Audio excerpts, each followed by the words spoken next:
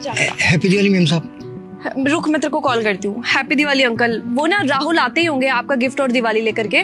मैं actually let हो रही थी तो मैं निकलती हूँ, ठीक है? ये बूढ़ा अंकल कहता है, मेम साहब आपके लिए मैं गिफ्ट लाया हूँ। ये लड़की कहती है, अंकल जी इसमें क्या है? ये अंकल कहता है, इसमें छोटी सी घड़ी है जो मैंने आपके लिए खरीदी है। ये लड़की कहती है, अंकल इसकी जरूरत नहीं थी, मैं आपसे ये तोहफा नहीं ले सकती। फिर ये बूढ़ा अंकल कहता है, मेम साहब मुझे बहुत अच्छा लगेगा अगर आप ये गिफ्ट ले लोगे। तो ये लड़की कहती है, ठीक है अंकल, अगर आप इतना ही कह रहे हो तो ले लेती हूँ। फिर बाद में इस लड़की ने गिफ्ट के साथ जो किया उसे देखकर आपके भी होश उड़ जाएंगे। पर उसे देखने से पहले अगर आपको भी आईफोन जीतना है तो वीडियो को लाइक और चैनल को सब्सक्राइब करके कमेंट में ये वाला इमोजी सेंड करें। बाद में दोस्तों ये लड़की घड़ी फेंक देती है।